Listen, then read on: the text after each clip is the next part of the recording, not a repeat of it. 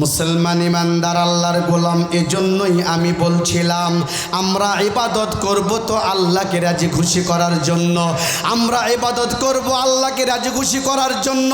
কোন ইবাদত কিভাবে করলে আমার মাওলা রাজি হয়, ওই ইবাদতটা কি সেটা আলেমদের থেকে জেনে নিতে হবে, এবং কোন তরতিবে করব সেইটাও আলেমদের থেকে জেনে নিয়ে আল্লাহর রসুলের সুন্নত মোতাবেক করতে হবে। জোরে বলেন ঠিক কিনা? আমি আপনি যদি গায়ের জোরে করে ইবাদত করি, ওই ইবাদত কোনো কবুল হবে না। কারণ আমি আমার পদ্ধতিতে ইবাদত করলাম। ইবাদত কবুল হওয়ার জন্য পদ্ধতি ঠিক থাকতে হয়, এক নম্বর শর্ত।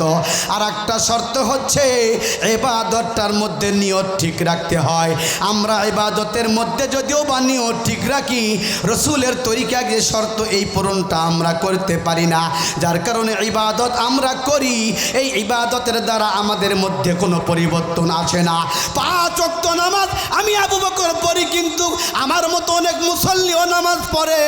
আমি নামাজও পড়ি, কিন্তু অনেক মুসল্লি আছে নামাজও পড়ে শুধু খায়, নামাজও পড়ে হারাম খায়, নামাজও পড়ে গীবত করে।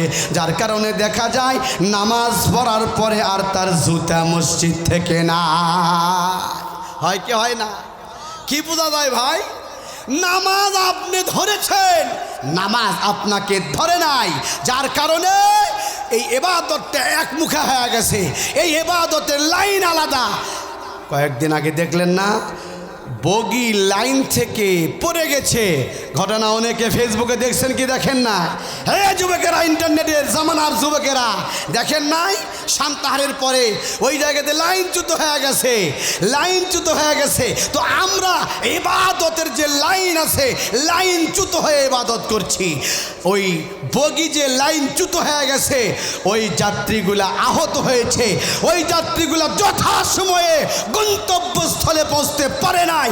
ঠিক যেমনইভাবে লাইনচ্যুত হয়ে গেলে, যানবাহন দুনিয়াতে লাইনচ্যুত হয়ে গেলে যাত্রী যথাসময়ে গন্তব্যে পৌঁছতে পারে না, অসুখ বিসুখ হয়। ঠিক তেমনিভাবে ইবাদতের একটা লাইন আছে, এই লাইন যদি চ্যুত হয়ে যায়, লাইন খেলাফ যদি কেউ ইবাদত করে, ওই ইবাদত তো কবুল হবেই না।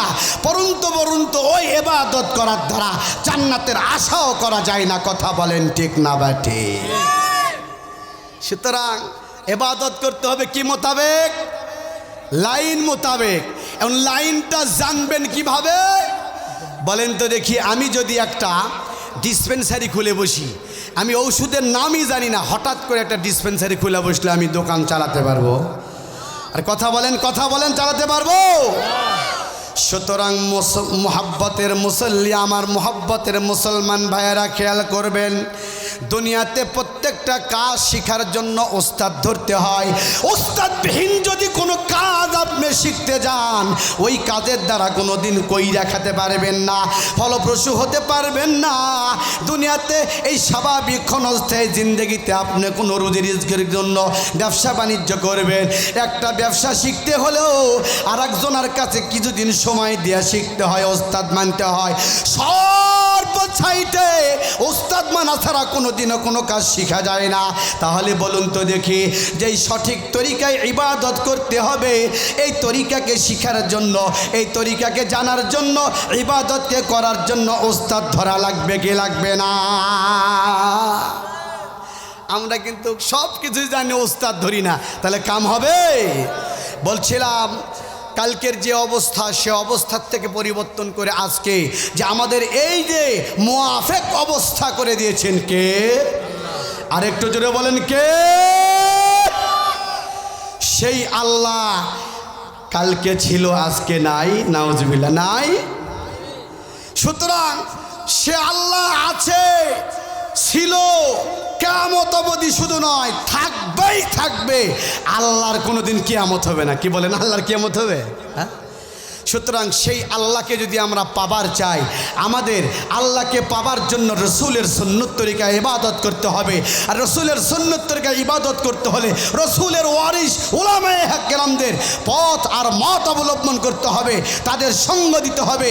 তাদেরকে অ্যাভয়েড করে যদি কোনো কাজ আমরা করতে যাই, তো আমরা ওই ট্রেন যেমন বগি যেমন লাইন থেকে পড়ে গেছে, ওই রকম আমরাও ইসলামের লাইন থেকে পড়ে যাব। কথা বলেন ঠিক না বা ঠিক?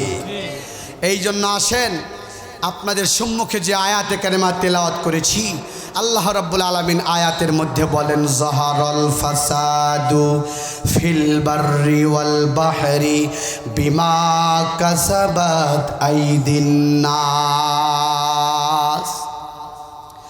আয়াতের শাব্দিক অর্থ, জমিনের মধ্যে জলভাগে এবং স্থলভাগে যত ফিতনা ফাসাদ, যত আযাব গজব আল্লাহর পক্ষ থেকে আসে, এটি হলো মানুষের হাতের কামানো ফল। কথা বলেন ঠিক না বা ঠিক? আওয়াজ একটু আস্তে হলো, ঠিক না বা ঠিক?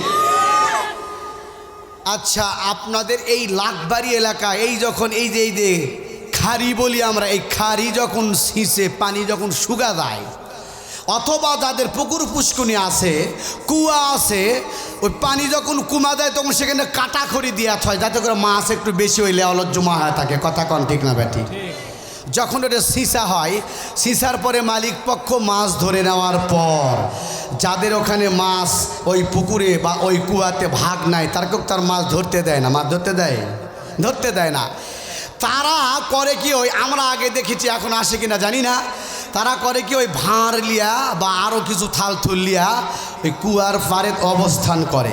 কখন মালিক কবে দেয়, যা আছে তোরা ধরালি, ওই সময় সবাই একদম নানা মাছ ধরে। কথা কন ঠিক না ভাই? ঠিক।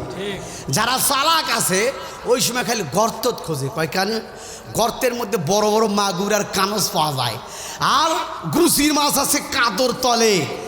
যারা চালাক এরা ঘাইল্লা ঘুল্লা থিয়া গেলে ওই দুপরা টানে ওদের সময় আসে, বেশি ওদ হলে কাদো গরম হবে, ভিতর থেকে গুঁচির মাছ আর পুঁয়ার মাছ মাথা বের করে দিবে। কথা কন ঠিক না ভাই? এরকম হয় কি হয় না? বলতেছিলাম, এই কুয়া যখন সিঁচিছে, কুয়ার আশপাশে যে জমি আছে বা আরও পুকুর আছে সেখানে পানি দিছে, এখানে পানি দেয় নাই। মাছ ধরা শেষ হলে এই 8 হাত বা 10 হাত বা 15 হাত উঁচা হয়ে গেছে, ওই জায়গাতে পানি আছে। বান্ধন যখন কাটিয়া দেয়, পানি কি জোরে নামে না ভাই? ও মুসলমান ইমানদার আল্লাহর গোলাম, একটি মাস আল্লাহ রাব্বুল আলামিন হাদিস শরীফের মধ্যে নবী ইরশাদ করেছেন, ওয়াসুফিদাতিশ শায়াতিন, শয়তানদেরকে আমার আল্লাহ একদম আয়না ঘরে শৃঙ্খলাবদ্ধ করে রেখেছে। যেমনি মাত্র গতকাল শাওয়ালের চাঁদ উদিত হয়েছে, ওই শাওয়ালের চাঁদ উদিত হওয়ার সঙ্গে সঙ্গেই আমার আল্লাহ রাব্বুল আলামিন ওই আয়না ঘর থেকে শয়তানকে ছেড়ে দিয়েছেন। আর ওই শয়তানগুলো এমন দৌড়ায় আসবা শুরু করেছে, যার একটা উদাহরণ দিলে বুঝতে পারবেন কেমনভাবে দৌড়ায়। আমাদের এলাকায় ঘোড়া, বাড়িতে ঘোড়া আছে কিনা বলে? হাঁস মুরগির ঘোড়া আছে না নাই? হাঁস মুরগির ঘোড়া আছে তো? আচ্ছা, ঘোড়াতে মুরগি তুলেছেন, হাঁস তুলেছেন, সারা রাত কিছু খাবার দেন নেই। আচ্ছা, খাই নাই। সকালবেলা চাচা কোন নামাজ পড়ে আসার পরে চাচিকে বলতে, ঘোড়া ছাড়া দিছো? চাচিও চেতন পায় নাই, চাচাই ঘোড়া ছাড়া দিচ্ছে, একটু বেলা হয়ে গেছে। আচ্ছা, বেলা হওয়ার পর ঘোড়া যখন ছাড়া দিচ্ছেন, যারা এটাকে সচক্ষে দেখছেন তারাই বলতে পারবেন ওই মুরগি আর হাঁস কিভাবে দৌড়ায়। এমনভাবে দৌড়ায় মানে কি পাবে আর কি খাবে। কথা বলেন ঠিক না ব্যাটি? ওই সময় মালিকের বাড়ির ভিতরে এদিক ওদিকে মুখ দিয়া মুরগি আর হাঁস মারে বাহিরে দৌড়। ওদের বিশ্বাস, মালিক আমি এখন খেলেও খাবার দিবে, কিছুক্ষণ পরে আবার আসলে আমাকে মালিকে খাবার দিবে। এখানে খাবার তো আমার ধরা আছে, আমার বোনাস খাবার জন্য আমি বাইরে যাই। কথা বলেন ঠিক না বা ঠিক? ও মুসলমান ইমানদার আল্লাহর গোলাম, এক মাস শয়তান আয়না ঘরে আবদ্ধ থাকার পর আমার আল্লাহ যখন তাদেরকে ছেড়ে দিয়েছে, শাওয়ালের চাঁদ উদিত করেছেন, যখন নাকি শয়তান সারা পাইছে, ঠিক তেমনিভাবে শয়তান এমনভাবে দৌড়ে আসা শুরু করেছে। দৌড়ে আসতে আসছে হঠাৎ করে সামনে পড়েছে একটা বেনামাজি। কয়েক কিছু কমে না এখন, কয় ওই তো আমার দলের লোক।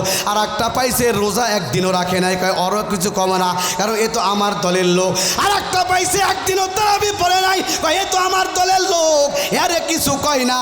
ওই যে 2 বা 3 ব্যক্তি যারা ইতিকাফে ছিল, তারা যখন মসজিদ থেকে বাড়াইবে তাদেরকে যায় আগে কুমন্ত্রণা দিচ্ছে, কয় এগুলা হলো আমার ফসল, এদেরকে যদি আমি নষ্ট করতে পারি, এদেরকে যদি আমার কুমন্ত্রণা অন্তরে ঢোকা দিতে পারি, তাহলে একটা মাস যত কাজ করি নাই এই সুদে আসলে আমি লাভ পায়া যাব। তোরে কন্নাউজুবিল্লাহ যাকে 10 দিন ধরে বাড়িতে আসতো না, বউ চল কেমন কাজে খোঁজ লিছু। আর তোর বইয়ের অভ্যাসটা ভালো নয়, তুই বার থাকলে কি করে জানি না, তুই বাত নাই খালি মোবাইলে বারান্দাত বসে মোবাইল টিপে। অটোমেটিকলি এই লোকটা এই 10 দিন ধরে যখন এর খোঁজ খবর পায়নি, এখন ওই বইয়ের এই প্রথমে এই মেসেজটা কানে যাওয়ার পর মনটা খারাপ হবে না ভালো হবে? মন খারাপ হয়ে গেছে। বাড়িতে যায় একদম হোম মিনিস্টারের উপর খেপে গেছে। আমি গেছি উম্মতকে বাঁচানোর জন্য, এই এলাকার দায়িত্ব নিয়ে আমি ইতিকাফে বসেছি, আর তুমি এখানে আসা তুমি ওই অন্যায় অত্যাচার করো, তুমি আসা গুনাহের কাম করো। স্ত্রী চিন্তা করে, কে রে আমার সাহেব তো কোনো দিনে এত খেপে নাই, আজকে এত খেপলো কারণ কই মাসুমের বাপ তুমি এত খেপতেছো কেন? আবার কথা বলে খেপতেছি কেন? সবসময় মোবাইল টিপো। মানে একটা কুমন্ত্রণা দেয়া দিয়েছে। ওই ছেলে বা স্বামীর মনে যে কুমন্ত্রণা আছে যে বউ হয়তো বা কারোর সাথে রিলেশন করতেছে, এইটা খুলে কবা পারছে না, সবা পারছে না, খেপা দিয়েই তারা দিচ্ছে। কথা কন ঠিক না ব্যাটি? শয়তান ওখানে কি আটা লাগা দিছে? মুসলমান ইমানদার আল্লাহর গোলাম, একটি মাস ইবাদত করার পর শয়তান আমাদের মুসলমানের মধ্যে হতে কিছু কিছু মুসলমানদেরকে আঠা লাগিয়ে দিয়েছে। ওই আঠা যতক্ষণ পর্যন্ত আমি আপনি দূর করতে পারবো না, আমার আপনার ইবাদত একটাও আল্লাহর দরবারে কবুল হবে না। কথা বলেন ঠিক কিনা? যে কোনো ইবাদত কবুল হওয়ার জন্য বলছিলাম ফর্মালিটি অবলম্বন করতে হয়। আচ্ছা বলুন তো দেখি, আমাদের এই অঞ্চলে এই কৃষি প্রধান এলাকা, আমরা কৃষি এখন আবাদ করেছি, ধান লাগাইছি। এখন তো বিভিন্ন মাঠে ডিপ মেশিন আসে, ডিপ। এর আগে শ্যালো মেশিন ছিল।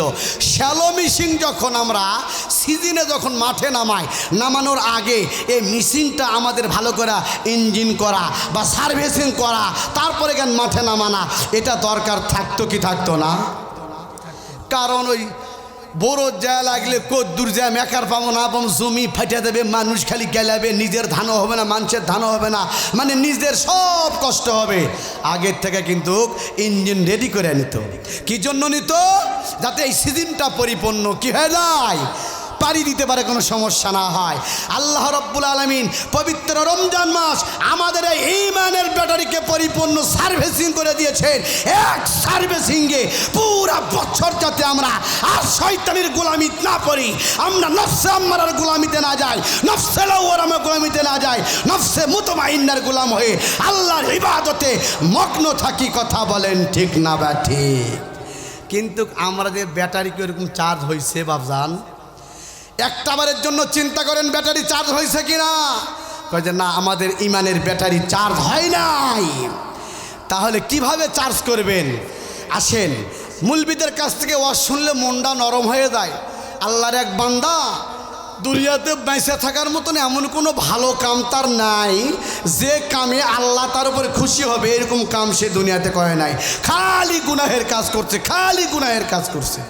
মারা যাওয়ার আগে তার বেটা ছিল 4টা ডাকা নিয়ে কথা, শোন আমি যখন মরে যাবো বাবারে তোরা ভালো করে পুরা চাই, একদম 7টা নদী একসাথে যেই জায়গাতে মিলবে এই দুনিয়ার মধ্যে, সেই জায়গায় যায় ছাইটা ফেলা দেব। বেটা কছে আব্বা আপনি মুসলমান, নামাজ নাই পড়েন নাই, মুসলমান তো পুরা ছাই করে হিন্দু, তো মুসলমানও কেন পড়বো? বাপ সেবা দেখেছে, এই তোর বাপ, আমি তোকে জন্ম দিছি, আমি আমার কথা শুনবি, তাছাড়া ত্যায্য পুত্র কর্ম। বেটারা এখন কি করবে? এই সময় আসা ওই বাপের অসুখ বাপ কখন মরে দেবে, ওই সম্পদ থেকে কি আবার ওই বাদ পড়ার চেষ্টা করে, বাবা ঠিক যা কইস তাই কম, তাই কম শুনি। ঠিক আছে, ঘটনা যখন তাই করেছে বেটারা, করার পরে যখন আল্লাহর আদালতে গেছে, আল্লাহ পাক ওই লোকটাক আবার এনাকে কেড়ে ব্যাপার তুই বেটাকক এইরকম নসিহত করেছিল কে, ব্যাপার কি রে? কয় আল্লাহ আপনার ভয়ে। সুবহানাল্লাহ জোরে বলে। আল্লাহর ভয় যদি আমার আপনার ভিতরে থাকে, আল্লাহ যে কোনো ওসিলায় আমার আপনাকে মাফ করবেন। সুবহানাল্লাহ জোরে বলেন। কিন্তু আমাদের মধ্যে একটা সিটারি বুদ্ধি আছে বেশি। কি বুদ্ধি জানেন? আল্লাহ পাকের একটা নাম আছে রহিমুর রহমান। আমরা মনে করি যা কিছু করি না করি আল্লাহ আমাদেরকে মাফ করে দিবেন। যেই রকম নাকি সৌদিতে যারা বসবাস করে আর মক্কা মদিনায়, তাদের একটা অভ্যাস কি, তারা মনে করে আমরা আল্লাহ রসুলের জন্মস্থান এলাকার লোক, আমরা যা কিছু করি আর না করি রসুলের ওসিলায় আমরা মাফ পামই। এইরকম একটা বদ চিন্তা, বদ ধারণা তাদের মেজাজের মধ্যে বসে গেছে। কথা বলেন ঠিক না ব্যাটি? যার কারণে জরিপ করে দেখা গেছে সৌদি আমাদের মডেল ছিল, এখন আর মডেল নাই। সৌদিতে যে নবী আসছে, নবী আমাদের মডেল। সৌদি ওয়ালা এখন যারা আছে এরা মডেল না, এরা পুরো ইহুদির পাঁচাটা গোলাম। এদের কারণেই আজকে বিশ্বের মধ্যে এত মারামারি, হানাহানি, কাটাকাটি। এদের কারণেই এদের মতন আরও কিছু মুসলিম রাষ্ট্র যাদেরকে আমরা আমাদের আইডল মনে করি, তাদের সহযোগিতায় আজকে তারা ইরানের উপর হামলা চালাচ্ছে। এই ইহুদির বাচ্চারা আজকে তারা গাজাকে শেষ করে দিয়ে ফিলিস্তিনকে শেষ করে দিয়েছে, একমাত্র এই মুসলমান গাদ্দারি করার কারণে। তাদের মধ্যে অন্যতম হলো সৌদি। কথা কন ঠিক না ঠিক? এরপরে আসে আমরা সেই সৌদির অজুহাত দিই। 4 বছর আর 5 বছর সৌদির যা রাস্তা ধারু দিয়ে আসা, ওই সৌদির থেকে আসা সে জুম্মা তালে আর সুন্নত পড়ে না। আছে না নাই? আরে কথা বলেন, আছে না নাই? কথাগুলো মনে হয় একটু খারাপ লাগতেছে নাকি?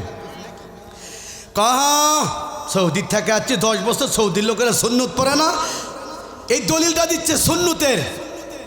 তাহলে সৌদির 10 বছর থাকা হলো সৌদির লোক সুন্নত পড়ে না, সেটাকে দলিল দিয়া সে এই দেশেও সুন্নত না পড়াটাকে প্রতিষ্ঠিত করতে চাচ্ছে। এই যে হলো না মুক্তা উস্তাদি মাকুন, সে উস্তাদ মানে না, বিধায় তার যা ইচ্ছা তাই করতেছে। কথা বলেন ঠিক না বা ঠিক? আমার কথা বুঝে থাকলে বলুন তো দেখি, উস্তাদ মানার দরকার আছে না নাই? সৌদি দেশ আমাদের জন্য মডেল না? সৌদিতে যে নবী আসছে, নবীটা আমাদের জন্য মডেল। সৌদির নবী যদি মডেল আমাদের জন্য হয়, আসুন সৌদির নবী কি বলে গেছেন। সৌদির নবী বলেছেন, যেই সমাজের মধ্যে এমন কিছু লোক থাকবে, যেই লোকের মধ্যে 5টা গুণ থাকবে, এই 5টা গুণে গুণান্বিত ব্যক্তি যেই সমাজের মধ্যে থাকবে, সেই সমাজে আল্লাহ রাব্বুল আলামিনের পক্ষ থেকে সদা সর্বদাই রহমত বর্ষিত হতেই থাকবে। জোরে বলেন সুবহানাল্লাহ। এই 5টা গুণে গুণান্বিত হওয়া আমরা পারবো কিনা আগে শোনেন, তারপরে বাকি চেষ্টা আর দোয়া করতে পারবেন না ভাই? কেউ কিছু কয় না, চেষ্টা করবেন তো? মুসলমান ইমানদার আল্লাহর গোলাম, আল্লাহ রাব্বুল আলামিন যখন আমাদেরকে বিচার করবেন, হাসরের মাঠে বিচার করবেন, বিচার করার শেষের দিকে যায়া 2 জন বান্দাকে আল্লাহ পাক এক সাইড করেছেন। এদের কোন আমলনামা দেখছেন আল্লাহ আগেই, দেখার পরে আল্লাহ পাক ওই সময় তাদের সামনে কিছু বলেন নাই। তারা যখন আল্লাহর সামনে আসছে, আল্লাহ পাক রব্বুল আলামিন তাদেরকে হুকুম দিয়েছেন, এই তুই জান্নাতে চলে যা, আর একজনকে বলছে জাহান্নামে চলে যা। তবে এই জিনিসটা তারাও যা জানে তার উল্টা হয়ে গেছে। একজন ব্যক্তি নামাজ পড়ে, রোজা রাখে, হজ করে, যাকাত দেয়, জানা মোতাবেক সে ভালো কাজ করনেওয়ালা ছিল। এই ভালো কাজ করনেওয়ালা ব্যক্তিকে ব্যক্তিকে আমার আল্লাহ বলছে তুই একলাপে জাহান্নামে চলে যা। আর যে কোনোদিন পশ্চিম দিক চেনে নাই, নামাজ পড়ে নাই, রোজা রাখে নাই, ভালো কাজ মোটো করে নাই, ওই লোকটাকে আমার আল্লাহ ডিগলা দিয়েছেন, যা তুই আমি আল্লাহর জান্নাতে চলে যা। জোরে বলেন সুবহানাল্লাহ। আল্লাহর হুকুম পাওয়ার সাথে সাথে ও আকবরের মুসলমান মনোযোগ দিয়ে শুনবেন, আল্লাহর হুকুম পাওয়ার সাথে সাথে আল্লাহর ওই দুই বান্দা সঙ্গে সঙ্গে জান্নাতে একজন আর একজন জাহান্নামের দিকে দৌড়ায়। যেই ব্যক্তি জাহান্নামের দিকে দৌড়ায় ওই ব্যক্তি তো আর পিছনে তাকায় না, দৌড়াইতে দৌড়াইতে জাহান্নামের দ্বার প্রান্তে চলে গেছে। অথচ আর একটা ব্যক্তি যাকে গুনার কাজ করার পরও আল্লাহ পাক জান্নাতের জন্য হুকুম দেওয়ার পর ওই ব্যক্তি জান্নাতে যায় আর পিছন দিকে ব্যাক গিয়ার দেয়, মাঝে মাঝে তাকায়।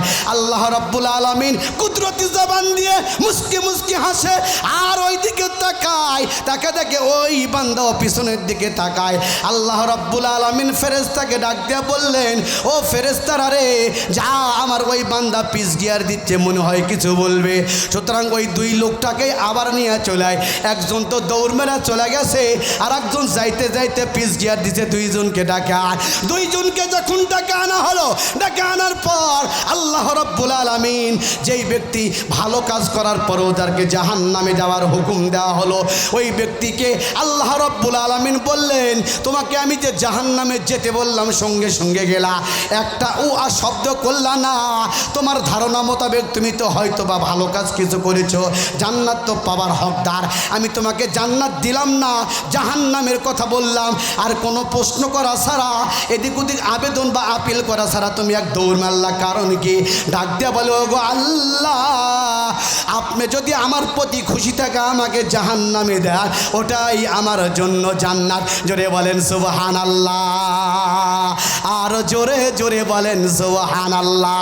এই আমানত চন্দ রোজে নজদে মাদ দর হাকিকত মালিকে হর সেই খোদাত গর্ব सूरत आदमी साबुदे अहमदोबो जहलो हम एक साबुदे। বলে আপনি যদি আমার প্রতি খুশি থাকে আমাকে জাহান্নামও দেন, তো ওই জাহান্নামের মধ্যে আমি জান্নাতের মজা পাইব। সুবহানাল্লাহ, জোরে বলেন। কত বড় ঈমান। আর এই ব্যক্তিকে জিজ্ঞাসা করছে, কে রে, তোকে তো আমি জান্নাতে যাবার জন্য বলেছি, তুই জান্নাতে যাবি, ভালো সুসংবাদ। তুই দুনিয়াতে কোনো ভালো কাম করিসনি, তাও তোকে খারাপ কাম করার পরও তোকে জান্নাত দিয়েছি। তুই তোর পিছনে তাকা, আবার আপিল করার মতন তো তোর কোনো সুযোগ থাকার কথা নয়। এই পিছে তাকাস কে রে, ক। এই বান্দা বলে, আল্লাহ, পিছে তাকাচ্ছি আমার ওই ভাইয়ের উপর রহম করা, ওই ভাইয়ের একটু দুঃখিত হয়ে। সুবহানাল্লাহ, জোরে বলেন। একই জায়গায় বাড়ি, আমার জানা মোতাবেক আমি গুনাহগার, আমি যাব জাহান্নামে, আর সে হলো ভালো আমলকারী। ধারণা মোতাবেক সে একটু জান্নাতের সুসংবাদ পাবে, তাকে জাহান্নামে দিলেন আর আমাকে জান্নাত দিলেন। আমার ভিতরে একটু প্রশ্ন জাগলো, হয়তোবা আমার এই জান্নাতের মধ্যে আমি জান্নাতের আরাম পাবো না। মনে হয় এটা আপনার আরেকটা কোনো একটা পরীক্ষা।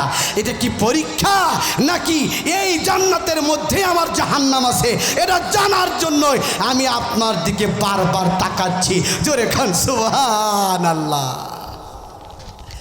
মুসলমান ইমানদার আল্লাহর গোলাম, বর্তমান দুনিয়াতে আমরা যা কিছু দেখি আর না দেখি সব কিছুই মাখলুক। এটা আমাদের কমন মাসালা। আমরা এইভাবে ওয়াজ করি, মাখলুক কিছুই করতে পারে না আল্লাহর হুকুম ছাড়া। আল্লাহ সব কিছুই করতে পারে মাখলুকের অর্ডার ছাড়া, হুকুম ছাড়া। অত ইজ্জু মানতাসা অত জিল্লু মানতাসা বিয়াদিকাল খায়র।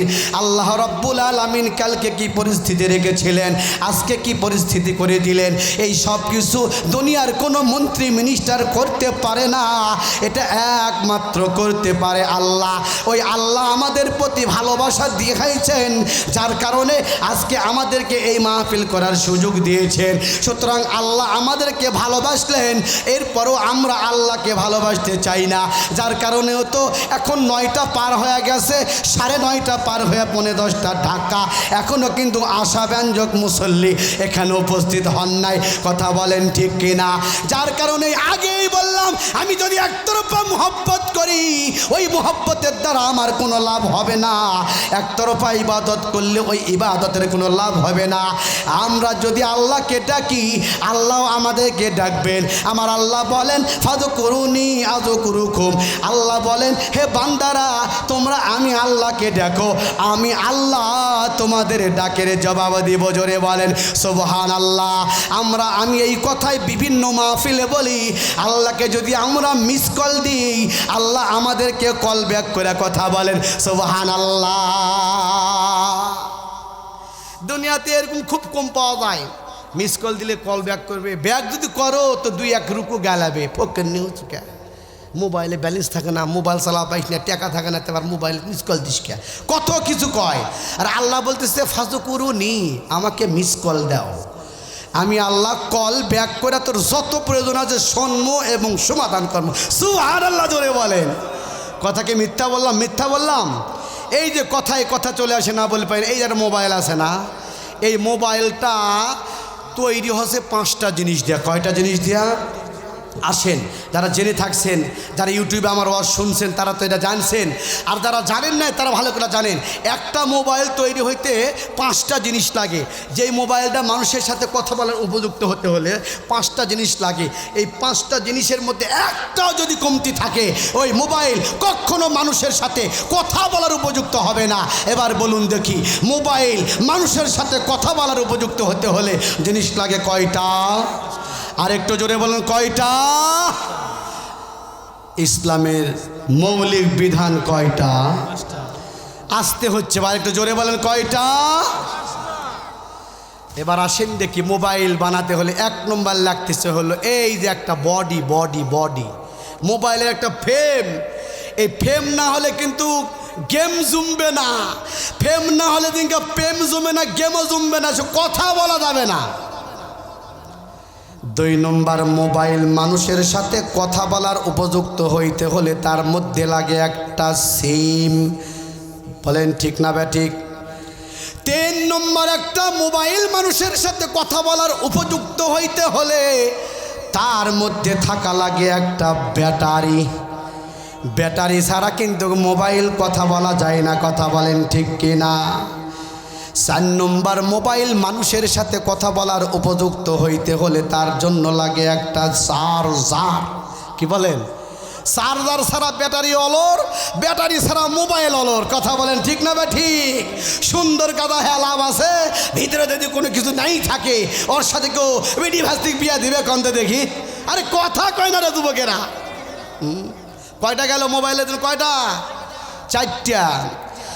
এই 4ও জিনিস আছে, কিন্তু 5ম নম্বর জিনিসটা নাই বাপজান। ও লাকবাড়ির মুসলমান শুনে যান, আশপাশে জামগ্রাম আছে, আরও আশপাশে এলাকা কাইসাবাড়ি আছে, সব মুসলমান শুনে যান। একটা মুসলমান মানুষের সাথে কথা বলার উপযুক্ত হইতে হলে 5টা জিনিসের দরকার হয়। তার মধ্যে 1 নম্বর বললাম হলো মোবাইলের একটা বডি। 2 নম্বর হলো মোবাইলের মধ্যে যে সিম থাকে সিম। 3 নম্বর হলো ব্যাটারি। 4 নম্বর ব্যাটারিকে চার্জ দেওয়ার জন্য চার্জার। 5 নম্বর যেই জিনিসটা সবচাইতে দামি, এই 4টা আছে কিন্তু ওই জিনিসটা নাই, তাহলে কিন্তু কথা বলার উপযুক্ত হয় না। সেই জিনিসটা হয়েছে সে নেটওয়ার্ক। জোরে বলেন সুবহানাল্লাহ। এখন এই সব আছে, নেটওয়ার্ক নাই, কথা বলা যাবে? আর একটু জোরে বলেন। ওয়াজবেন জুমবে না বাপু, হোহা কামা করছেন না। ব্যাপার কি? আবহাওয়া তো না ঠান্ডায় আছে না, হোহা কন দেখেন ফাইটিয়া যাবে সব। তাহলে 5টা জিনিস লাগবে। নেটওয়ার্ক নাই, এই চারটা জিনিসই কিন্তু তৈরি করেছে কোরআন থেকে শিক্ষা নিয়া এই খ্রিস্টানেরা, বিজ্ঞানী যারা আছে তারাই। কিন্তু আর একটাও যে কোরআনের মধ্যে আছে, এরা এই চারটাকে মানলো যে না আমাদের বুদ্ধিতে বানাইছি, আর একটা কোরআন থেকে নিয়েছে কিন্তু তারা ওটাকে মানতে চায় না, সেটার নাম হলো নেটওয়ার্ক। হ্যাঁ মুসলমান, আমরা মনে করি মোবাইল আমাদের মতো কোনো মানুষ বানাইছে, বিশাল বড় তার একটা বুদ্ধি জ্ঞান। নট, এটি হলো কোরআন থেকে পাওয়া একটা এলেম, শিক্ষা, জ্ঞান। জোরে বলেন সুবহানাল্লাহ। আসেন দেখি এই জ্ঞানটা কোত্থেকে পেল। পয়গম্বর সুলাইমান আলাইহিস সালাতু সালামের জামানার কথা কোরআন থেকে উদ্ধৃতি হচ্ছে। পয়গম্বর সুলাইমান আলাইহিস সালামের জামানায় একটা মহিলা ছিল, সে এক এলাকার জন্য একদম নেত্রী হিসেবে ছিল। তার নাম হলো রানী বিলকিস। তার জায়গার নাম হলো কওমে আমালাকা। জায়গার নাম কি? কওমে আমালাকা। কওমে আমালাকায় রানী বিলকিস সেখানে থাকে। আর পয়গম্বর সুলাইমানের গোয়েন্দা সংস্থার যিনি হলেন lieutenant of commander of leader, এ ছিল হুদহুদ পরিন্দা, হুদহুদ পাখি। যেই হুদহুদ পাখি বর্তমান জামানায় আমরা যাকে বলি বাস পাখি। এই বাস পাখির কথা হায়াতুল হাইওয়ান নামক কিতাবের মধ্যে আসছে, খুলে দেখবেন। প্রাণী জগতের ইতিহাস আল্লামা কামাল উদ্দিন দিমিয়ারি রহমতুল্লাহ লিখেছেন, মাটির নিচে সুরঙ্গিতে 20 ফিট নিচে কি আছে, উনি মাটির উপরে মহাশূন্যের 20 ফিট উপরে থাকা নজর দিবেন তো দেখতে পাবেন। সুবহানাল্লাহ জোরে বলেন। এই জন্যই তো কারো যদি কোনো জিনিস হারায়া যায় আর কেহ যদি পায়, এ হাই রে তোর চোখ না বাসের চোখ রে, বাস পাখির চোখের মতন কথা বলেন, বলে কি বলে না? মুসলমান ইমানদার আল্লাহর গোলাম পয়গম্বর সুলাইমান, কথা একটু টানতেছি জানার জন্য। যেহেতু পয়গম্বর সুলাইমান একদিন ওনার অধীনস্থ সবগুলোকে ডেকেছেন। আল্লাহর নবী পয়গম্বর সুলাইমানকে আল্লাহ পুরা জাহানের বাদশাহী দান করেছেন, আবার নবীও হয়েছেন আল্লাহর পক্ষ থেকে। পয়গম্বর সুলাইমান তার অধীনস্থ সব মাখলুককে একদিন দাওয়াত করেছেন, ডাক দিয়েছেন নসিহত করবেন। ওই নসিহতের মধ্যে সকলেই আসছে বাপজান, কিন্তু মাত্র গোয়েন্দা সংস্থার হেড হুদহুদ পাখি এখনো আসে নাই। আল্লাহ রাব্বুল আলামিন ডাক দিয়ে বলেন, মালিয়া আরাল হুদহুদা, কি হইল আমি হুদহুদ পাখিকে দেখতে পাচ্ছি না কেন? অর্থাৎ আল্লাহ সুলাইমানের মুখ দিয়া বলাচ্ছেন, পয়গম্বর সুলাইমান বলতেছেন হুদহুদ কোথায় গেল? কিছুক্ষণ পর দেখা গেল ডানা হাঁপাইতে হাঁপাইতে ভালো মতো ডানা বায়া শক্তিশালীর সাথে আসিয়া পয়গম্বর সুলাইমানের কাছে মস্তক অবনত করিয়া, দুই বাজুটা অবনত করিয়া এই পরিন্দা, এই হুদহুদ পরিন্দা পয়গম্বর সুলাইমানের কাছে স্যালেন্ডার দিয়েছেন। আল্লাহর নবী পয়গম্বর সুলাইমান ডাক দিয়ে বলে, হুদহুদ তুমি এতক্ষণ পর্যন্ত কোথায় ছিলা? তুমি দেরি করে আসলা কেন? আমার তো মনে চায় আমি তোমাকে কতল করে দিব। জোরে বলেন সুবহানাল্লাহ। আল্লাহর নবী পয়গম্বর সুলাইমান একটু রাগান্বিত হয়ে গিয়েছিলেন। রাগান্বিত হওয়ার কিছুক্ষণ পর যখন হুদহুদ পরিন্দা দেরি করে আসার কারণটা বয়ান করতেছে, ওগো আল্লাহর নবী আমাকে তো ডাকছেন আমি জানি, কিন্তু আমি একটা কাজে গিয়েছিলাম এক জায়গায়, যায় দেখি সেখানে একটা আল্লাহর বান্দি, একজন মহিলা নেত্রী, সে নিজেকে খোদায় দাবি করে বসে আছে। তার অধীনস্থ সবাই আসিয়া তার পায়ে ভক্তি বলতেছে আর সেজদা দিচ্ছে। আমি তো জানি সেজদা পাওয়ার মালিক একমাত্র আল্লাহ, ওই মহিলা তো সেজদা পাওয়ার মালিক নয়। এই দৃশ্যটা দেখিয়া ওইখানকার তথ্য সংগ্রহ করতে আমার দেরি হয়ে গেছে। ধরে বলেন সুবহানাল্লাহ। ডাক দিয়ে পয়গম্বর সুলাইমান বলেন, আরে হুদহুদ কি বলিস রে? সত্যি সত্যি এই কথা যদি সত্য হয়ে থাকে ঠিক আছে, তার বায়োডাটা আমাকে দিয়া দে। হুদহুদ পরিন্দা নথিপত্র যখন দিয়া দিল, দিয়া দেওয়ার পরে আল্লাহর পয়গম্বর সুলাইমান আলাইহিস সালাম চিঠি লিখলেন। চিঠি লেখার পরে হুদহুদের পা দেয়া ওই চিঠিটা ওখানে নিয়ে যা ফেলা দিলেন। বিশাল বড় কাহিনী জানেন। হুদহুদ পরিন্দা যা দেখে ওই রানী বিলকিস ঘরের মধ্যে শুয়ে রয়েছে, জানালাটা একটা পাল্লা খোলা ছিল। ওই জানলার একটা পাল্লা শিকের ভিতরে দিয়ে দেয়া ওই হুদহুদ পরিন্দা ওই রানী বিলকিসের বুকের উপর পয়গম্বর সুলাইমানের লেখা চিঠি বুকের উপর ফেলা দিল। ফেলা দেওয়ার পরে ওই জানলা দিয়ে বাইরে আসা একটু দূরে অবস্থান করতেছে। দেখি পয়গম্বরের চিঠির সাথে এই বিলকিস কি আচরণ করে আমি একটু দেখে এই তথ্যটাও নিয়ে যা আমার নবীকে আমি যা জানাই। ধরে বলেন সুবহানাল্লাহ। ও আকবরের মুসলমান মনোযোগ দিয়ে শুনবেন।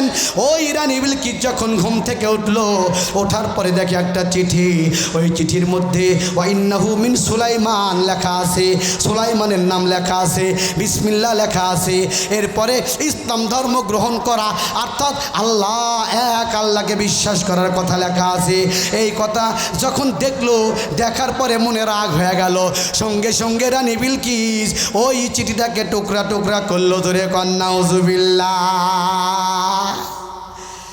এই খবর নিয়ে হুদহুদ পরিন্দা দৌড় মেরে দেয়া করছে, সুলাইমান এই জন্য আমার দেরি হয়েছে, এই কাম আপনি চিঠি দিয়েছেন, চিঠির সাথে দুর্ব্যবহার করছে। কয় তাই নাকি? ঠিক আছে তুমি আবারও যাও, আবারও যাও। পরে আবারও পাঠাইছেন, দাওয়াত দিছে, দাওয়াত তো মানে নাই। নাউজুবিল্লাহ জোরে বলেন। পুরা কবল যারকে হয় তার সোনা ভিজা খিলালেও তারা ভালো হয় না। কি বলেন ঠিক না বা ঠিক? যারকে কপাল পুরা তারা রোজার মাস পাওয়ার পরও নিজের গুনাহ মাফ করে নিতে পারে না। হাইরে রহমত গেল, বরকত গেল, নাজাত যাচ্ছে, শেষ। তারপরে দেখবে যে তার মুখে দাঁড়িয়ে ওঠেনি, নামাজই ধরেনি। 27 তারিখে আসা কই আজকে 27 রে রোজা ধরা লাগবে, মানে ওর রোজা শুরু হয় 27 তারিখ থেকে। গরু খাকা মুসলমান কুলক কুনা, তোর রোজা হয় 27 তারিখ থেকে। আসলে জানিস না আল্লাহ পাক মাফ করবে, একটা ফর্মালিটি আছে। আরে চেয়ারম্যানের কাছে যদি তুমি একটা দুস্থ মাদের ঘুম পাইতে চাও, একটা ভিজিএফের কোনো কিছু পাইতে চাও, তুমি বয়স্ক ভাতা পাইতে চাও, তুমি যদি বৃদ্ধ ভাতা পাইতে চাও, চেয়ারম্যানের একটা ফর্মালিটি আছে, অবলম্বন করতে হয়। এই অবলম্বন করা ছাড়া চেয়ারম্যানের ডান হাত হওয়ার পরেও তুমি কিছু পাবে না। আর আল্লাহ তোমাকে মাপ দিয়ে জান্নাত দিয়ে দিবে। আল্লাহর জান্নাত পাওয়ার জন্য, বান্দাকে আল্লাহ জান্নাত দেওয়ার জন্য আল্লাহ যে ফর্মালিটি রেখেছেন, এই ফর্মালিটি আমি আপনি অবলম্বন না করলে এত সস্তা কথা আল্লাহ আমাকে জান্নাত দিবেন? কখনোই না। মুসলমান ইমানদার আল্লাহর গোলাম মনোযোগ দিয়ে শুনবেন। আমার আল্লাহর নবী পয়গম্বর সুলাইমান যখন এই গোয়েন্দা সংস্থার হেড হুদহুদ পরিন্দার থেকে রিপোর্ট পাইলেন, পরপর 2 বার রিপোর্ট পাইলেন, ও নবী গো আপনার এই দাওয়াতটা সে কোনোভাবেই কবুল করতে ইচ্ছুক না। তাহলে ঠিক আছে, তখন তার সাথে আল্লাহর পয়গম্বর সুলাইমান নিজের রাজসিংহাসন থেকে ওই কওমে আমালাকা পর্যন্ত রাস্তা নিলেন। মাত্র 4500 মাইল রাস্তা। জোরে বলেন কয় হাজার? আর একটু জোরে। আরে জোর হলো না। আরে কয় হাজার? 4500 মাইল দূরে পয়গম্বর সুলাইমান নিজের এই সব সৈন্য সামন্ত নিয়া, তখন তো ভাই গাড়ি ঘোড়া ছিল না, পায়ে হাঁটা 4500 মাইল দূরেতে জনগণ ছিল মাত্র 1600। কত? আরেকটু জোরে বলেন কত? 1600 লোক লিয়া পয়গম্বর সুলাইমান 4500 মাইল দূরের রাস্তা নিয়েছেন। খেয়াল করেন মোবাইলের যে নেটওয়ার্ক কোত্থেকে সৃষ্টি হলো, আর এই সৃষ্টিটার ইতিহাসটা বলছি। আর এটাকে ইহুদির বাচ্চা কোরআন থেকে গবেষণা করার পরও নিয়ে আসা, এটা মহাশক্তির আবির্ভাব। তাও মানতে চায় না যে কোরআন থেকে আসছে, কারণ যদি মানে তাহলে তোরকে হালুয়া টাইট হয়ে যাবে। এই জন্য মহাশক্তির আবির্ভাব, মানে আল্লাহ কোরআনের মধ্যে এই মোবাইল বানার ফর্মালিটি দিয়ে দিয়েছেন। এই সব কিছু এটা তারা বিশ্বাস করে, কিন্তু মুখ দেয়া খোলা বলে না। যার কারণে 3টা জিনিস না থাকলে তাকে ইমানদারি বলা যাবে না। আমি বিশ্বাস করলাম, আবার মুখ দেয়া বলতে হবে, আবার কাজেও দেখাতে হবে। ইহুদিরা বিশ্বাস করে, কাজে দেখায় না, আর মুখ দেয়া বলে না। মুসলমান খালি মুখ দিয়া বলে কিন্তু কাজ করে না, অন্তর দ্বারা বিশ্বাস করে কিন্তু কাজ করে না। তাহলে ইহুদি থেকে 2টা নাই, মুসলমানের 1টা নাই। মুসলমানের অন্তর দ্বারা বিশ্বাস করে যে আল্লাহ এক, জান্নাত একটা, জান্নাত আছে, নবী হক, কবরে আযাব হক, কোরআন হক, সব মানে মুখ দ্বারা বলে, অন্তর দ্বারা বিশ্বাস করে, কিন্তু সে মোতাবেক ম্যাক্সিমাম মুসলমান কাম করে না। আর একদিকে ইহুদিরা করে কি, এটা মুখ দ্বারা স্বীকার করে না, কিন্তু কিন্তু বিশ্বাস করে আবার কাজও করে না। তাহলে ওরাও একটা মানে না, এরাও মুসলমানরা মানে না। ওরা একটা না মানার কারণে ইহুদি, আর আমি আপনি একটা না মানার কারণে কি থাকবো চিন্তা করেন। এই জন্য আমাদের ইমানটা ইহুদি মার্কা ইমান হয়ে গেছে। ও মুসলমান, কথা বললে বিভিন্ন দিকে যায়, ওটা বলবো না। বলতেছিলাম এই যে ৪৫০০ মাইলের দূরত্ব রাস্তা, ১৬০০ সৈন্য নিয়া পয়গম্বর সুলাইমান হাঁটা হাঁটা যাচ্ছে রানী বিলকিসের দরবারে। কওমি আমালাকাতে যাবে, যাইতে যাইতে রাস্তার মধ্যে হাঁটতেছে, পায়ে হাঁটা যাচ্ছে, শব্দ হচ্ছে পায়ে হাঁটার শব্দ। কি বলেন, শব্দ হয় না? ২-৩ জন একসাথে গেলে তাই স্যান্ডেলে ফট ফট ফট ফট শব্দ হয়। বা এমনি যদি মাটি দিয়া যান, বদি একটু বড় থাকে, ধুম ধুম ধুম ধুম শব্দ হয় কি হয় না? আর এই যে ১৬৫০ সৈন্য নিয়ে যাচ্ছে, শব্দ হবে না? তো পয়গম্বর সুলাইমানের রাজ দরবার থেকে তাফসীরে দালালাইনের মধ্যে আসছে ৩ ক্রুশ। ৩ ক্রুশ কাকে বলা হয়? আমাদের যে মাইল, শরীয়তের মাইল আছে, শরীয়তের মাইল এটাকে বলা হয় আমাদের যেটা বর্তমান কিলোমিটারে এই ১.৫ কিলোমিটারে ১ মাইল শরীয়তের। তাহলে এইরকম ৩ মাইল সমতুল্য ১ ক্রুশ। তাহলে ৩ ক্রুশ প্রায় 9-10 মাইল দূরে থাকা এই পিপিলিকা আছে রাস্তার মাঝে, পিপিলিকাগুলা খাদ্য আহরণ করে খাদ্য। ওই সময় ওই পিপিলিকাদের মধ্যে একটা লিডার আছে, তার নাম হলো নায়লা। তাফসীরে দালালাইনের টিকার মধ্যে আছে নায়লা। এই নায়লা নামক ল্যাংড়া একটা পিপিলিকাদের লিডার, সর্দারিনী, সে সুলাইমানের এই সৈন্যগুলা আসার আওয়াজ, পায়ে হেঁটে আসার আওয়াজ শুনতে পায়া ডিগলার দিছে, ইয়া আইয়ুহান নামলু দুখুলু ফি মাসাকিনিকুম, হে আমার অধীনস্থ পিপিলিকার দল, তোমরা এক্ষুনি তাড়াতাড়ি তোমাদের গর্তের মধ্যে ঢোকা পড়ো। কারণ ওই যে সুলাইমানের সৈন্যগুলো আসতেছে, এই রাস্তা দেওয়া যাবে, যদি তাদের পায়ের নিচে তোমরা পড়ো, তোমরা একদম পদপিষ্ট হয়ে যাবা, ইন্তেকাল করবা, মারা যাবা। সুতরাং তোমরা এখনই তোমাদের একদম ঘরের মধ্যে ঢোকা যাও। ও মুসলমান ইমানদার আল্লাহর গোলাম, এইটি হলো এক মত। আর একটা হচ্ছে রানী বিলকিস যে কওমি আমালাকায় তার খানকা, তার যে রাজ দরবার, ওই জায়গা থেকে মাত্র ১০ থেকে ১২ কিলোমিটার দূরে।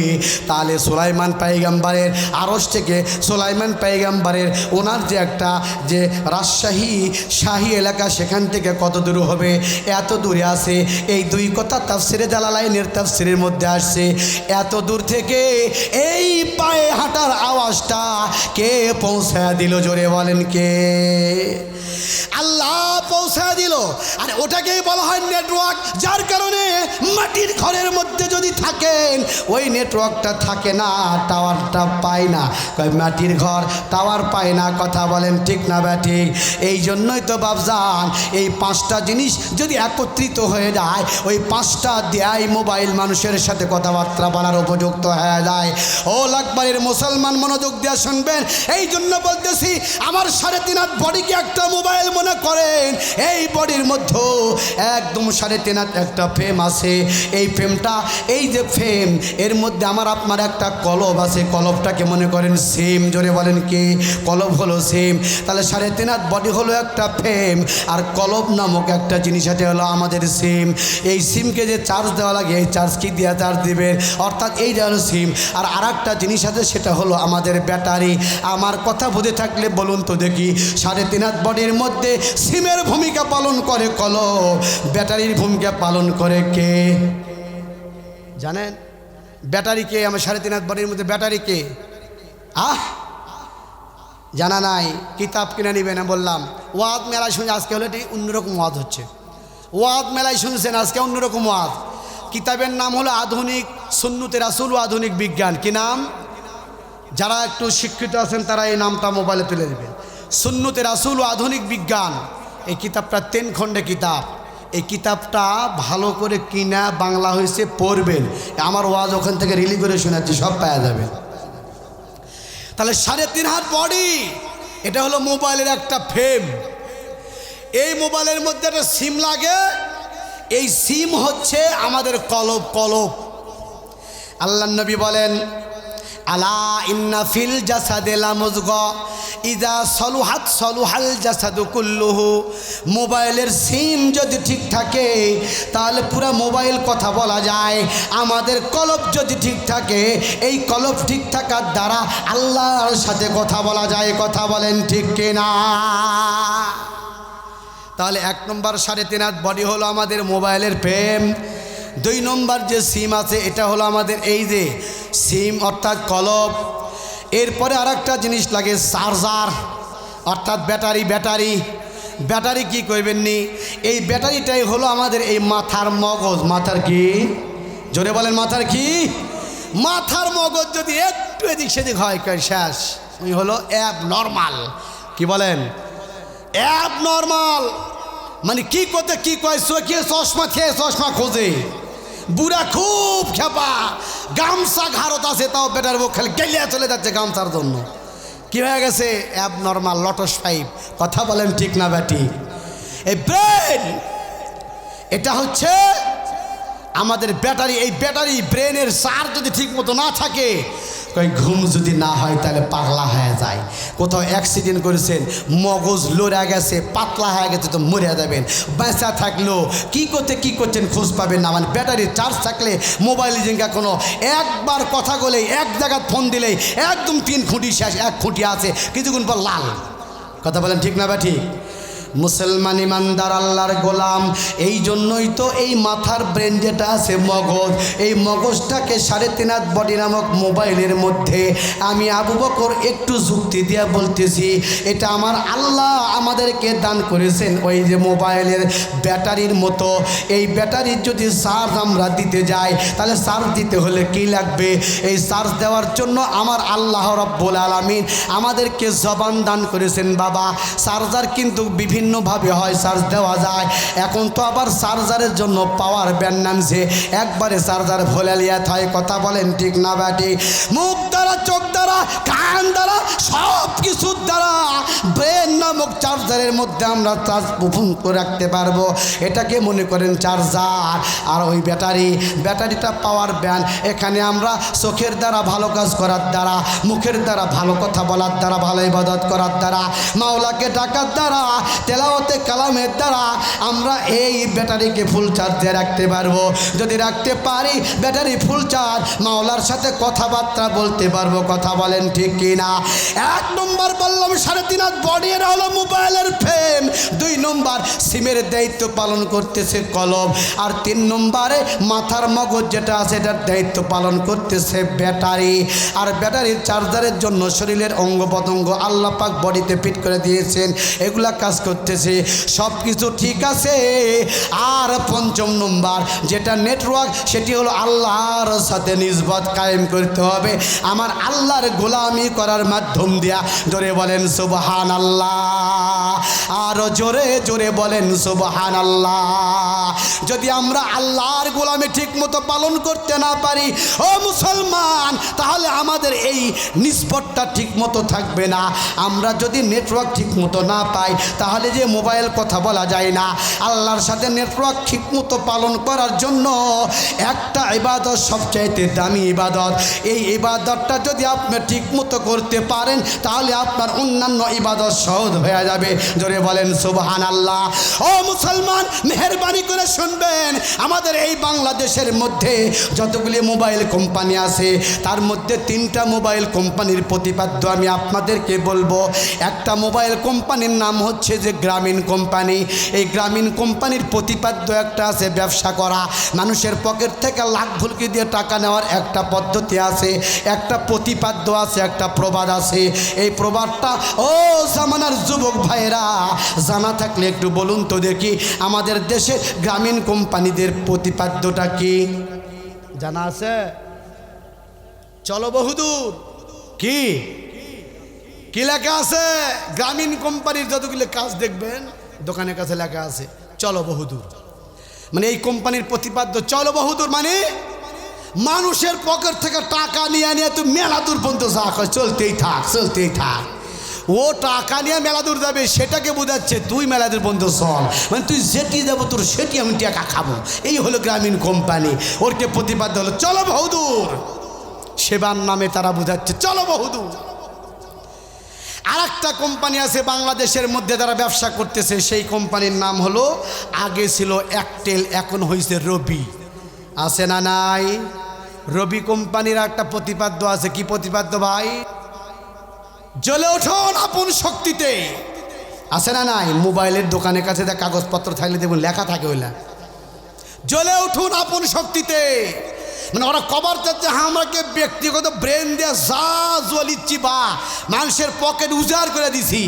হে বান্দা, তুমিও যদি আমাদের সাথে একমত হও, আমাদের সিম কিনে তুমি অঙ্কা জ্বলে উঠবেন। সুবহানাল্লাহ বলে। তো ওরকে প্রতিপাদ্য হলো জ্বলে উঠুন আপন শক্তিতে। আর একটা কোম্পানি আছে, নাম হলো বাংলালিংক, যেটা ডেনমার্কের কোম্পানি, আমাদের বাংলাদেশে এসে তারা ব্যবসা করতেছে। তাদের প্রতিপাদ্য, তাদের স্লোগানটা কি? দিন বদলের পালা। কথা বলেন ঠিক না বা ঠিক? এই যুবকেরা আছে না রে বা, দিন বদলের পালা আছে না নাই? এরা কয় আমরা ব্যবসা করে দিন পাল্টা রাত করবো, রাত পাল্টা দিন করবো, মানে সব কিছু পাল্টা দমে দিন বদলের পালা। যাই এই বাংলালিংক সিম কিনবেন, তার দিন পাল্টা যাবে, মানে বদলা যাবে। ও আগে বুড়া থাকলে সোঁড়া হয়ে যাবে, সোঁড়া থাকলে আরও সোঁড়া হয়ে যাবে। ইনকা মনে করে মুসলমান ইমানদার আল্লাহর গোলাম বর্তমান জামানায় একটু সমসাময়িক বিষয় দিয়ে উদাহরণ না দিলে কথাবার্তা বুঝে মজা হয় না, যার কারণে উদাহরণ দিলাম। বাবা, সব কোম্পানির উদ্দেশ্য একটা, কিভাবে গ্রাহক থেকে টাকা কামাই করবে বাবা। এই জন্য সকলে প্রতিপাদ্য বানাইয়া গ্রাহকের টাকা নিজের পকেটের মধ্যে নেয় হাতাইয়া। আমাদের একটা জিনিস জানতে হবে, ওই সমস্ত কোম্পানির প্রতিপাদ্যর সাথে সাথ নাই। বাংলালিংকের প্রতিপাদ্য দিন বদলের পালা, আর আমাদের প্রতিপাদ্য হতে হবে দিল বদলের পালা। আমার আপনার দিল যদি একবার বদল হয়, তাহলে কিন্তু সব ইবাদত আমি বেশি করে করতে পারবো। আমার দিল যদি ঠিক না হয়, আমি কিন্তু ইবাদত করে মজা পাবো না, আমার ইবাদতের মধ্যে কোনো স্বাদ আসবে না। একটা ইবাদত একটু করলে আমার মধ্যে একটু বিরক্তি ভাব লাগবে, নামাজ পড়তে মন বসবে না। ও মুসলমান, বলতেছিলাম আল্লাহর সাথে এই সম্পর্ক কায়েম করার সবচাইতে বড় ভূমিকা হচ্ছে আল্লাহর ইবাদত, নামাজ। জোরে বলেন ঠিক কিনা? আল্লাহর নবী বলেন, নিশ্চয়ই যেই বান্দা নামাজ ঠিক মতো আদায় করবে, আল্লাহর সাথে তার নেটওয়ার্কটা মজবুত হবে। নেটওয়ার্ক যদি মজবুত থাকে, আল্লাহর সাথে ঠিক মতো কথা বলা যাবে। আর আল্লাহর সাথে যদি ঠিক মতো কথা হয়, আল্লাহ যদি আপনার সাথে ঠিক মতো কথা কয়, তাহলে আপনার উপরে আল্লাহ খুশি আছে, এটা বোঝা গেল। আর আপনিও আল্লাহর প্রতি খুশি আছেন, এটা বোঝা গেল। যখন উভয়েই খুশি, শুরুতে বলতেছিলাম আমিও আল্লাহকে খুশি করার জন্য ইবাদত করলাম, আল্লাহ আমি আমার মতো বান্দাকে আল্লাহ খুশি আমার উপর থাইকা আমাকে জান্নাত দেওয়ার জন্য আমার ইবাদতকে কবুল করলেন। জোরে বলেন সুবহানাল্লাহ। আল্লাহ আল্লাহ এই যে শিরি নিস্তে নাম শেরে শোকর মিকুনম জানম তামাম। আল্লাহ আল্লাহ ক্যা মুবারক নাম হ্যায়, আল্লাহ আল্লাহ মুমিনোं का काम है। বলতেছিলাম এই সবগুলি নেটওয়ার্ক কায়েম করার একটাই উত্তম মাধ্যম, গ্রামীণ যেমন কোম্পানি, গ্রামীণ কোম্পানি সব জায়গায় টাওয়ার বসা দেয়া নেটওয়ার্কের কোনো ঝামেলা রাখে নাই। আমার আল্লাহ নামাজের মতো বিধান দিয়া বান্দা আল্লাহর সাথে নিসবত কায়েম করবে, নেটওয়ার্কের কোনো কমতি থাকবে না। এই কথাটাই বুঝিয়ে দিয়েছেন, হে বান্দা, তুমি যদি ঠিক মতো 5 ওয়াক্ত নামাজ ঠিক মতো পড়তে পারো, যে তোমার আমি আল্লাহর সাথে নেটওয়ার্ক পালন করতে, আমার সাথে কথা বলতে কোনো সমস্যা, টাওয়ারের কোনো ঘাটতি থাকবে না। কথা বলেন ঠিক না ব্যাঠি? কেন আমার আল্লাহ বলেন, হাদিসের মধ্যে আছে মানুষ যখন নামাজ পড়ার জন্য নামাজের যায় নামাজে দাঁড়ায়, আল্লাহর সাথে ডাইরেক্ট টাওয়ার মজবুত করে, আল্লাহর সাথে বন্ধুত্ব স্থাপন করে, কথা বলা শুরু করিয়া দেয়। আমার আল্লাহ যখন, আল্লাহর বান্দা যখন যায় নামাজে দাঁড়ায়, আল্লাহর বান্দা যখন দাঁড়ায় বলে ইন্নী ওয়াজ্জাহতু ওয়াজহিয়া লিল্লাযী ফাতারাস সামাওয়াতি ওয়াল আরদা হানিফা ওয়া মা আনা মিনাল মুশরিকিন, এই কথা বলিয়া যখন আল্লাহু আকবার বলে সানা পড়ার পরে আমার আল্লাহর বান্দা যখন সূরা ফাতিহা পড়ে, তো আল্লাহ ওই সময়ের মধ্যে আল্লাহর বান্দার সামনে আসা দণ্ডায়মান হয়ে যায়। বান্দা যখন বলে আলহামদু, আল্লাহ পাক বলেন লিমানিল হামদু ইয়া আবদি, হে আমার বান্দা তুমি তো প্রশংসা করতেছো, কার প্রশংসা করতেছো? আল্লাহ পাক রব্বুল আলামিনের প্রশ্নের উত্তরে বান্দা আল্লাহর সাথে কথা বলতেছেন লিল্লাহ, ওগো আল্লাহ আমি সর্বময় প্রশংসা করতেছি একমাত্র আল্লাহর জন্য। আহাদুন লাইসা কামিসলিকি সামাদুন লাইসা কাফাজলি লিমানিল মুলকু তুগুই কি সাজা ওয়ার খোদাই আলহামদুলিমান কদ্দার খায়রা ওয়া কবালা ওয়াশকুরু লিমান সাওয়ার হুসনা ওয়া জামালা ওয়াশকুরু লিমান সাওয়ার হুসনা ওয়া জামালা আলহামদুলিমান কদ্দার খায়রা ওয়া কবালা ওয়াশকুরু লিমান সাওয়ার হুসনা ওয়া জামালা লা জিদ্দা ওয়ালা নিদ্দা ওয়ালা হাদ্দা লিমাউলা আলআনা কামা কানা ওয়া লাম ইয়ালকা যাওয়ালা আলআনা কামা কানা ওয়া লাম ইয়ালকা যাওয়ালা লা ইলাহা ইল্লাল্লাহ লা ইলাহা ইল্লাল্লাহ জোরে লা ইলাহা। মুসলমান ইমানদার আল্লাহর গোলাম, আল্লাহ দাঁড়াইছেন, বান্দাও দাঁড়াইছেন। সত্যিকার অর্থে যদি আপনি সুন্নত তরিকায় ওযু করে নামাজে দাঁড়াইতে পারেন, আপনার যাই নামাজের এক মাথায় থাকবে আল্লাহ, আপনি থাকবেন আর এক মাথায়। এবার যখন দাঁড়িয়ে যখন আপনি বলতেছেন আলহামদু, আল্লাহ বলতেছেন লিমানিল হামদু ইয়া আবদি, আপনি বলতেছেন লিল্লাহ, আল্লাহকে বলতেছেন আল্লাহ সর্বদিকের সকল প্রশংসা করতেছি একমাত্র আল্লাহর জন্য। জোরে বলেন সুবহানাল্লাহ। ডাক দিয়ে আমার আল্লাহ বলেন মানিল্লাহ ইয়া আবদি, হে আমার বান্দা। আল্লাহ ওটা কোন জাত আর সত্তা? আল্লাহকে মানিল্লাহ, আল্লাহকে। আল্লাহ রব্বুল আলামিনের এই কথার উত্তরে আল্লাহর বান্দা বলতেছেন লিল্লাহি রব্বিল আলামিন। জোরে বলেন সুবহানাল্লাহ। আল্লাহকে, আল্লাহ হলেন সমস্ত জাহানের সৃষ্টিকর্তা, রক্ষাকর্তা, পালনকর্তা, আইনদাতা, বিধানদাতা, রিজিকদাতা, সব কিছুর মালিক যিনি, উনি হলেন একমাত্র আল্লাহ। কুল হুয়াল্লাহু আহাদ আল্লাহুস সামাদ লাম ইয়ালিদ ওয়া লাম ইউলাদ ওয়া লাম ইয়াকুল লাহু কুফুয়ান আহাদ। চিল্লায়ে করেন সুবহানাল্লাহ। আয়াতটা শেষ হয়ে গেল, বান্দা বলতেছেন আলহামদুলিল্লাহি রব্বিল আলামিন। আয়াত যখন শেষ হয়ে গেল, আল্লাহ বান্দার প্রত্যেকটা কথার সুন্দর সুন্দর উত্তর পাচ্ছেন। আল্লাহ যখন প্রশ্ন করেন বান্দা উত্তর দেন তেলাওয়াতের মাধ্যমে। উত্তর পাওয়ার পরে আল্লাহ আশপাশে যতগুলি ফেরেশতা থাকেন সবগুলিকে ডাক দিয়ে বলতেছেন হামিদানি আবদি হামিদানি আবদি। ও ফেরেশতারা রে, তোমরা খেয়াল করো, আমার বান্দা আমি আল্লাহর প্রশংসা করতেছেন। জোরে বলেন সুবহানাল্লাহ। এরপরে বান্দা যখন 2 নম্বর আয়াত পড়ে আলহামদুলিল্লাহি রব্বিল আলামিনের পরে যখন বান্দা পড়ে আর রহমানির রহিম, আল্লাহু আকবার।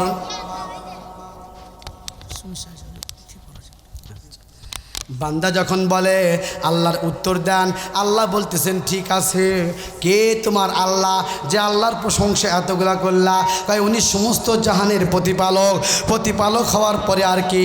এরপরে বান্দা বলতেছেন আর রহমানির রহিম, আমার আল্লাহ তো ওই জাত আর সত্তা যিনি হলেন রহমান আর যিনি হলেন রহিম। জোরে বলেন সুবহানাল্লাহ। তাহলে আল্লাহ পাকের পরিচয় দিচ্ছেন কিভাবে? আল্লাহ হলো সমস্ত জাহানের প্রতিপালক এবং আল্লাহ হলো রহিম ও রহমান। ও ভাই একটা কথা খেয়াল রাখবেন, সমস্ত জাহানের প্রতিপালক যে আল্লাহ, সে আল্লাহ রহিমও এবং রহমানও।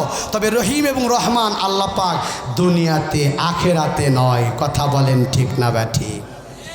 আল্লাহ আখেরাতে কিন্তু কাহার ও জব্বার হবেন। আল্লাহ পাক আখেরাতে কখনো বান্দাদের প্রতি অনুগ্রহ করবেন না যদি ফর্মালিটি ঠিক না থাকে।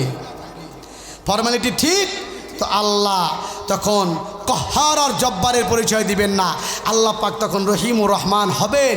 অথচ আমরা মনে করি আল্লাহর দয়া নাই, আল্লাহ হাঙ্করক জাহান্নাম দেওয়ার জন্য বানাছে।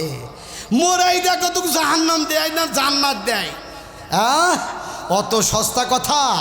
এই জন্য বাপজান যে হাদিসটা পড়ছিলাম এখনও কই না হাদিসে।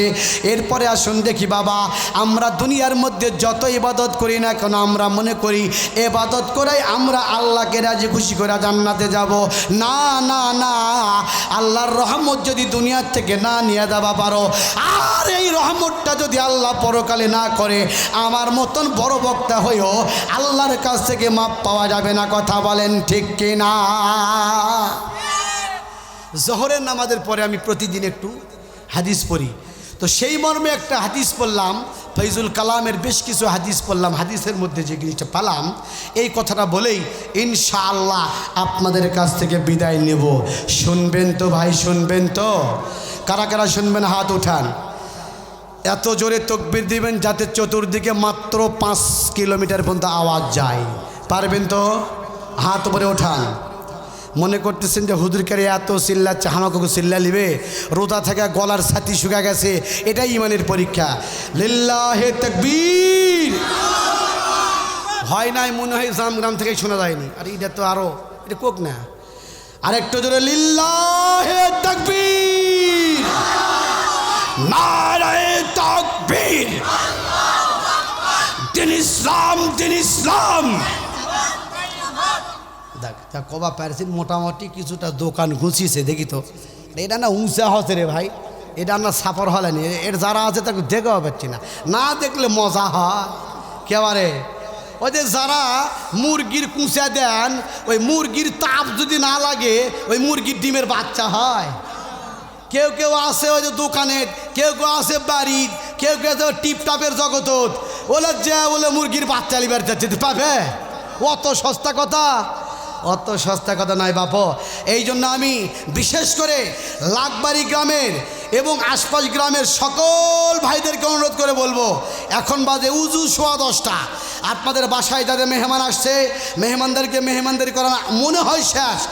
মেহমানদারি শেষ করার পরে বাড়িতে কাউকে বাড়ি পাহারা দিবা দিয়ে থিয়া, তারপরে আর যতদিন আশা লাগে মেয়েদের স্প্যান্ডেল আছে তো, মেয়েদের স্প্যান্ডেল মেয়েরা আসবে, ছেলেরা আসবেন। অনেক জায়গা ফাঁকা আছে। কারণ কি জন্য বললাম, বাড়িতে পাহারা দিবা না যদি দেন তাহলে আমার বাড়িতে বড় ভাই সাইদুলের কথা খেয়াল হয়ে যায়। আগে খুব কিন্তু কিচ্ছা হতো, সাইদুলের কিচ্ছা। কি বলেন, শুনছেন কি শোনেন নাই? আল্লাহ নবীও 10 ভাইও, আরে কিচ্ছা কয় রা কদ্দুর বা বলে কিচ্ছা কবা গেছেন, বাড়িতে পাহারা দেবার কেউ না, চোরে সব চুরি করে নিয়ে চলে আসে। পরে একদিন ওটি গেছে, যা কছে যে ইয়া সাইদুল ভাই, লোকটা এখন কিন্তু অসুস্থ হয়ে আছে, দোয়া করবেন। আল্লাহ পাক যদি হায়াত না রাখে ঈমান নিয়ে মৃত্যুবরণ করার তৌফিক দান করুক, আর হায়াত যদি রেখে থাকেন তাহলে সুস্থতা দান করুক। তো ভাই অমুক জায়গাতে আপনার কিচ্ছা শুনবে, আর চলো অমুক জায়গা থাকে কিচ্ছা শোনা বাড়ির যা দেখে চোরে সবগুলো নিয়ে চলে গেছে। এই কথা না শোনাও আর কিচ্ছা কওয়ার মোড় পাল্টা গেছে। এই জন্য পরে থেকে ওই কয় কিচ্ছা শুনবা যাওয়ার আগে চুলাই দিও পানি। আরে চোরে যদি চুরি করে রাখে তেনা কানি, আগুন লাগলে বাবা কিছুই সারে না। আল্লাহ নবীও 10 ভাইও কয় না, আরে বাবা টিকেট দিয়া লোক রে, নীল আকাশের তলে তখন 3 টাকা কেজি চাউল, তখন নীল আকাশের তলে খালি খের বিছা দিবে, তখন লাগে 20 টাকা নীল আকাশের তলে, শিয়াল নিলে 50, আর আনা ভালো হলে আরও বেশি। ওই সময়ও শুনেছে মানুষ ওয়াজ, কিন্তু আজকে ফিরে ফিরে আসবে ওয়াজ শুনবে, তাও আসে না।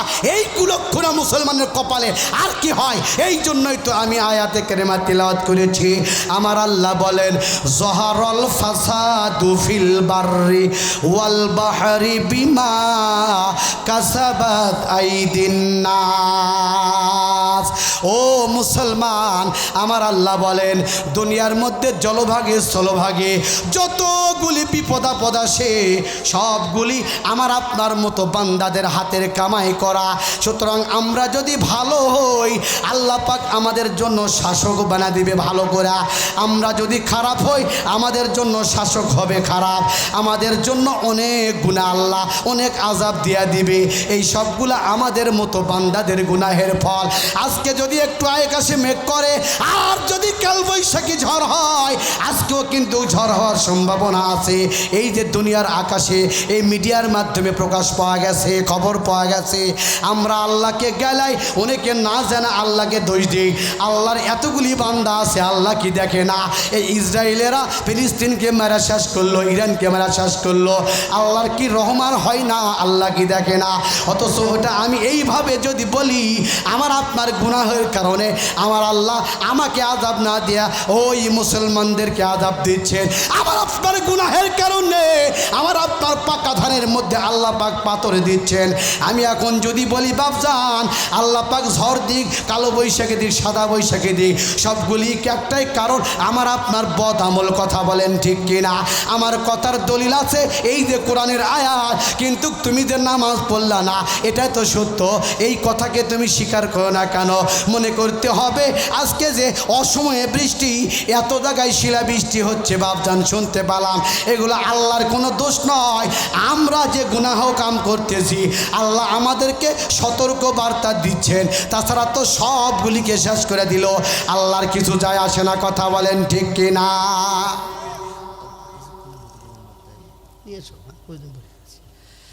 একটা হাদিসের অর্থ বলবো, খেয়াল করবেন।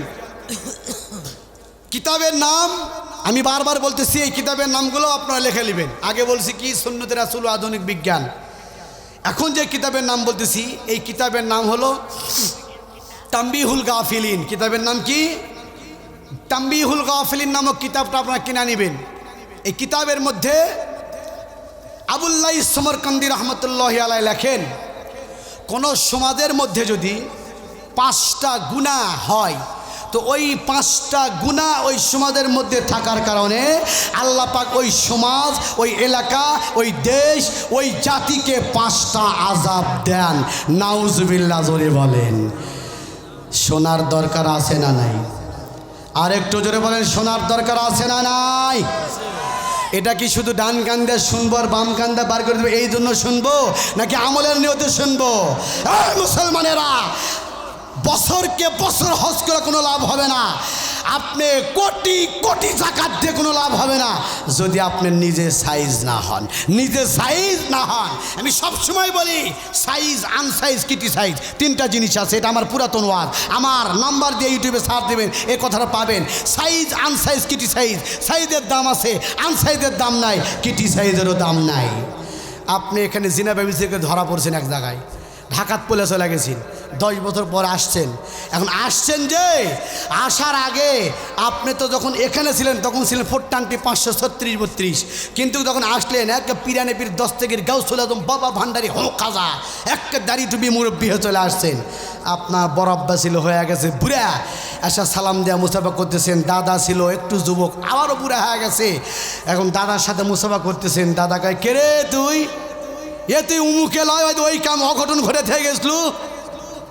আর পরিচয় কি দিয়া কয়, এ তুই উমুকে বেটা লয়, ওই অঘটন ঘটে থেকে গেছলু। ওরে আজকে তুই তো হুজুর হয়ে গেছে রে।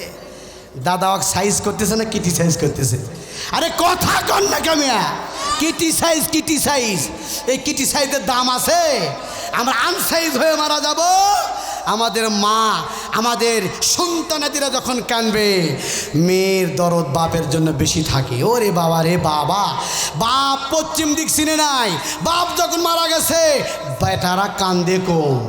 আর নেগেটিভ পজিটিভ যেহেতু বিটিরা আশা করে আমার বাবা এত ইবাদত করতো মা, প্রতি জুমার দিন হুজুর ডাকায় আয়না মোর খাওয়াই তো মা, টাকা হাদিয়া দিত মা।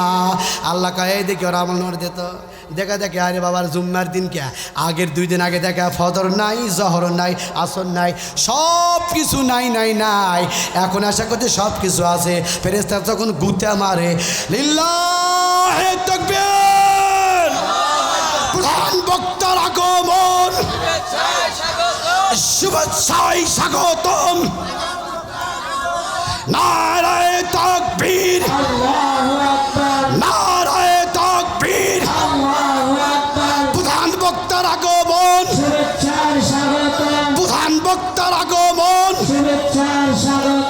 আলহামদুলিল্লাহ ভাই বলতেছিলাম, যখন ওই বিটি কান্দা কান্দা কয় ফেরেশতারা তদন্ত করে যখন দেখলো যে কথাটা ঠিক নয়, আল্লাহ ফেরেশতাকে মার গুতান মুটকি ঘুষি লাত্তি যা আছে সব মেরে দেয়, কিন্তু আমরা দেখে পাই না ভাই, আমরা দেখে পাই না। তখন তার সাইজ হয় না, কিটি সাইজ হয়। আরে জোরে বলেন সাইজ না কিটি সাইজ।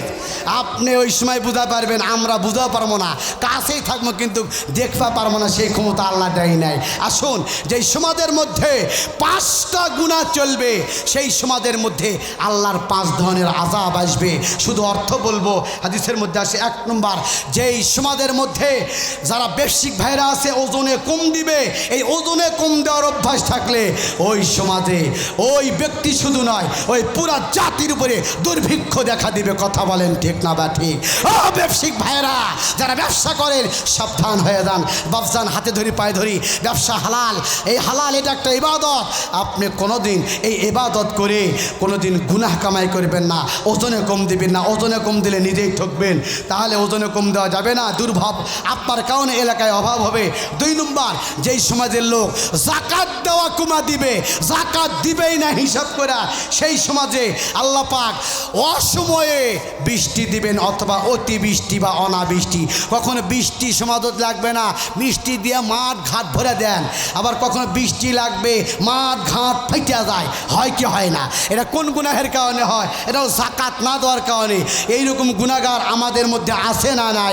একটু নিজেরাই চিন্তা করবেন। 3 নম্বর, যেই সমাজের মধ্যে গীবত চর্চা হয়, মানুষেরা গীবত করে, তো সেই সমাজের মধ্যে আল্লাহ পাক অসুস্থতা বৃদ্ধি করে দেয়। শুধু মানুষের নয়, মানুষের এবং পশু পাখি কীট পতঙ্গ সবগুলার অসুস্থ বৃদ্ধি দিয়ে দেয়। হাদিসের মধ্যে আছে, ব্যাখ্যা করতে পারলাম না। আর অশান্তি দিয়ে দেয়। আর 4 নম্বর, যেই সমাজের লোক বেনামাজি হয়, নামাজ ছেড়ে দেয়, ওই সমাজে আল্লাহ রাব্বুল আলামিন সমাজবাসীদের উপরে ইবাদতের স্বাদ উঠিয়ে নেয়, ইবাদতের স্বাদ থাকে না। এটাও একটা বড় ধরনের আযাব। আর 5 নম্বর, যেই সমাজের মধ্যে জিনা ব্যভিচারী বৃদ্ধি পায়, জিনা ব্যভিচারী হয়, ওই সমাজের মধ্যে আল্লাহ পাক ভূমিকম্পর মতন আযাব দেয়। জোরে বলেন নাউজুবিল্লাহ। এবার আমার কথা বুঝে থাকলে বলুন তো দেখি, এগুলা গুনাহ আমাদের সমাজে আছে না নাই? শুধু কি আছে? ভরপুর আছে। তাহলে আমাদের সাইদ হওয়ার দরকার আছে না নাই?